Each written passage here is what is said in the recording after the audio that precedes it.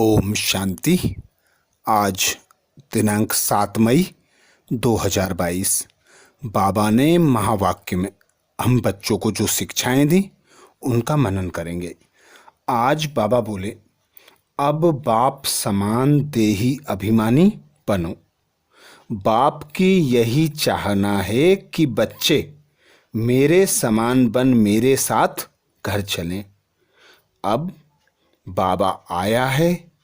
बाबा कहता है, मेरे समान देही अभिमानी बनो, बाप की मत पर चलो कि बच्चे अब अपने घर जाना है तो घर जाने के लिए बाप समान बनना पड़े। तो बाबा कहते हैं कि बच्चे जानते हैं रूहानी बाप हमारे सामने बैठे हैं।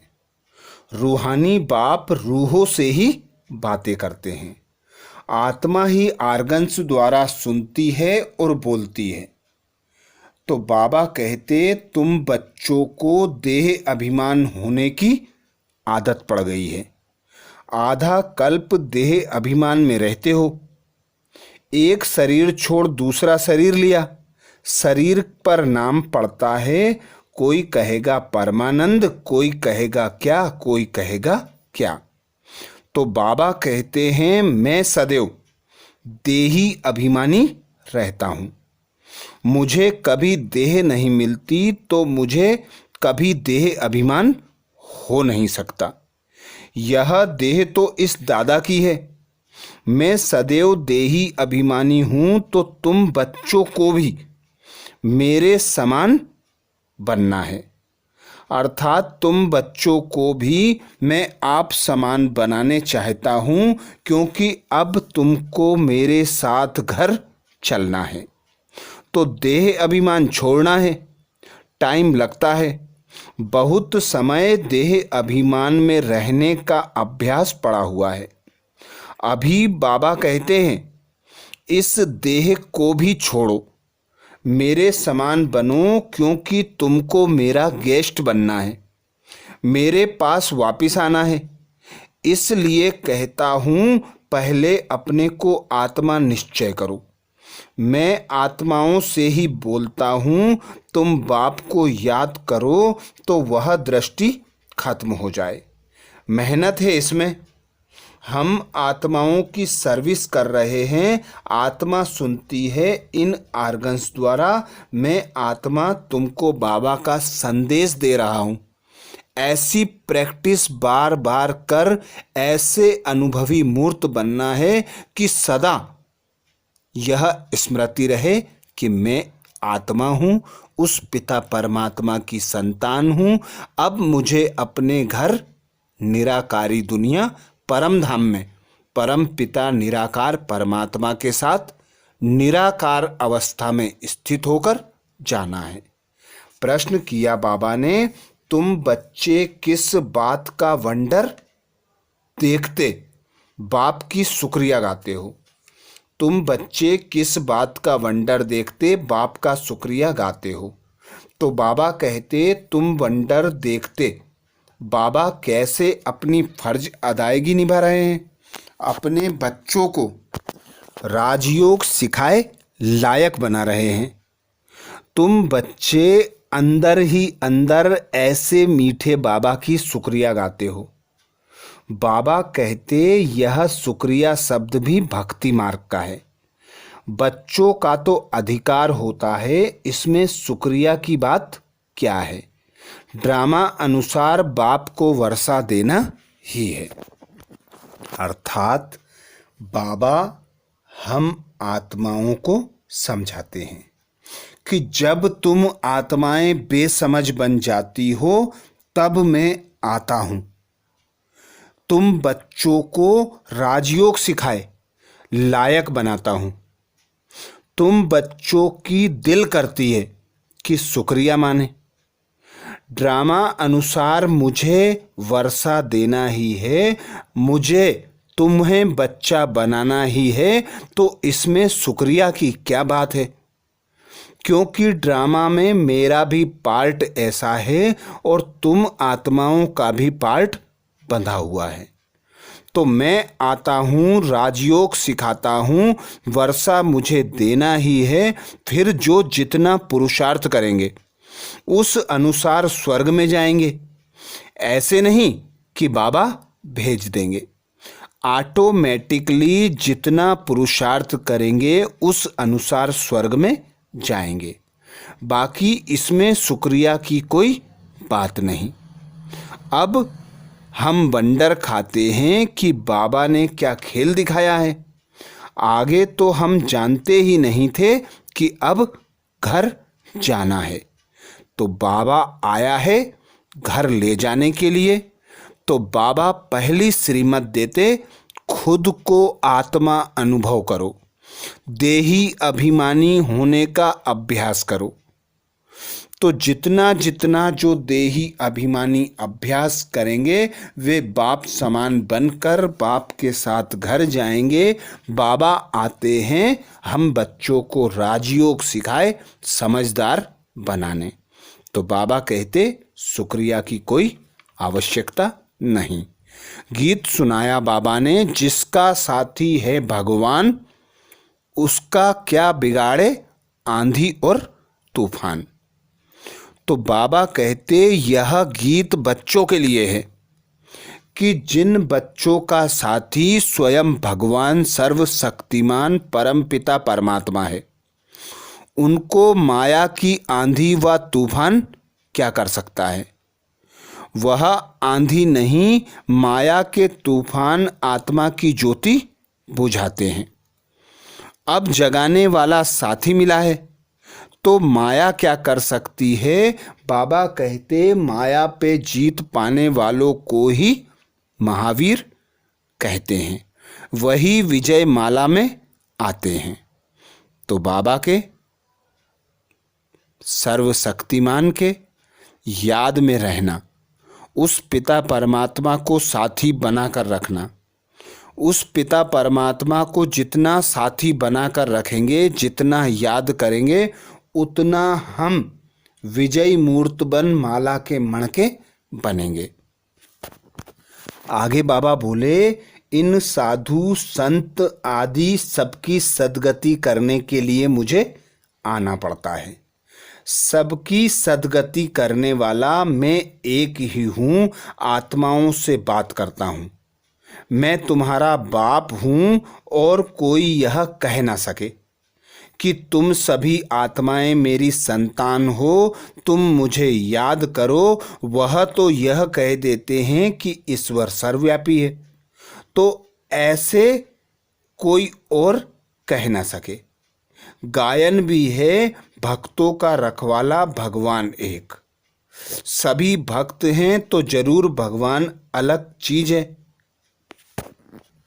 भगत ही अगर भगवान हो तो उन्हें भगवान को याद करने की दरकार ही नहीं। अपनी अपनी भाषा में परमात्मा को क्या कोई क्या कहते हैं, लेकिन बाबा कहते मेरा नाम है शिव।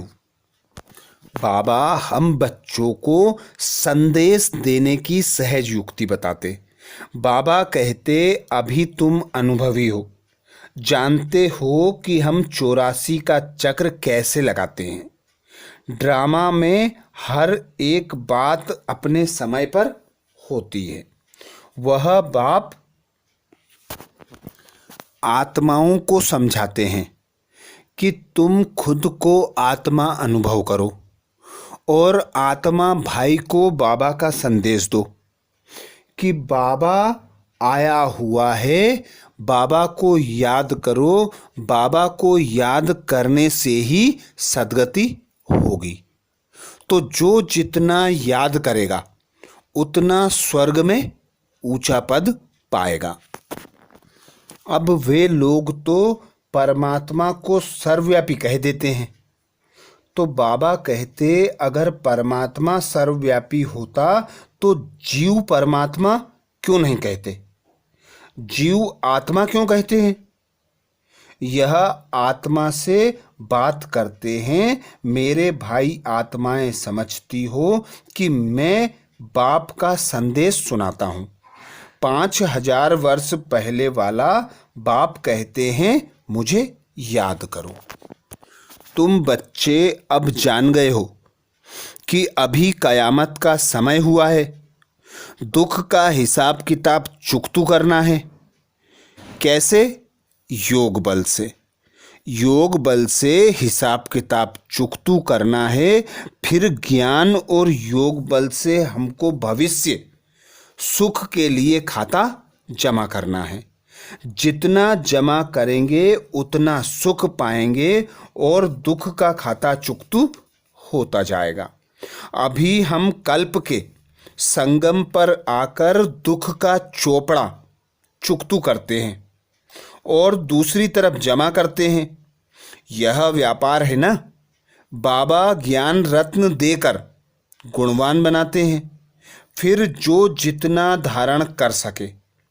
एक एक रत्न बाबा कहते लाखों की मिल्कियत है। जितने तुम भविष्य में सदा सुखी रहेंगे, जिससे तुम भविष्य में सदा सुखी रहेंगे, यह है दुखधाम, वह है सुखधाम। सन्यासी यह नहीं जानते कि स्वर्ग में सदा सुख होता है, इसीलिए मुक्ति मांगते हैं। एक ही बाप है जो गीता द्वारा भारत को इतना ऊंच बनाते हैं। आज बाबा ने हम बच्चों को वरदान दिया। वरदान में बाबा बोले, शुभ भावना और श्रेष्ठ भाव द्वारा सर्व के प्रिय बन विजय माला में पिरोने वाले विजयी भाव। शुभ भावना और श्रेष्ठ भाव द्वारा सर्व के प्रिय बन विजय माला में पिरोने वाले विजयी भाव। डिटेल में बाबा बोले, कोई किसी भी भाव से बोले वह चले, लेकिन आप सदा हर एक के प्रति शुभ भाव श्रेष्ठ भाव धारण करो। इसमें विजयी बनो तो माला में पिरोने के अधिकारी बन जाएंगे, क्योंकि सर्व के प्रिय बनने का साधन ही है संबंध संपर्क में हर एक के प्रति श्रेष्ठ भाव धारण करना। अर्थात जब हम बच्चे इस स्मृति में रहते हैं कि हम आधारमूर्त आत्मा हैं, हम रहमदिल बाप की रहमदिल संतानें हैं, तो सर्व आत्माएं हम आत्मा की रचना हैं। हम रचयिता बाप की मास्टर रचयिता संतान हैं। तो जब हमारे ऐसे श्रेष्ठ संकल्प होंगे कि मैं आत्मा आधारमूर्त आत्मा हूँ, मैं रहमदिल आत्मा हूँ, सर्व आत्माएं मेरी भाई हैं, मैं सर्व आत्माओं का कल्याण करने के लिए निमित्त बनी हूँ, बाबा ने मुझे यह श्रेष्ठ कर्म दिया है, तो सदा हर आत्मा को समान दृष्टि वृत्ति से देखना, सभी के प्रति समान भाव रखना, शुभ भावना शुभ कामना के साथ सभी के कल्याण की भावना रखना। तो बाबा कहते, जो जितना जितना शुभ भावना शुभ कामना सर्व आत्माओं के प्रति रखते हैं, वे उतना माला में पिरोए जाने के अधिकारी बनते जाते हैं। आगे बाबा कहते, ऐसे श्रेष्ठ भाव वाला सदा सभी को सुख देगा, सुख लेगा। यह भी सेवा है तथा शुभ भावना मनसा सेवा का श्रेष्ठ साधन है। तो ऐसी सेवा करने वाले विजयी माला के मणके बन जाते हैं।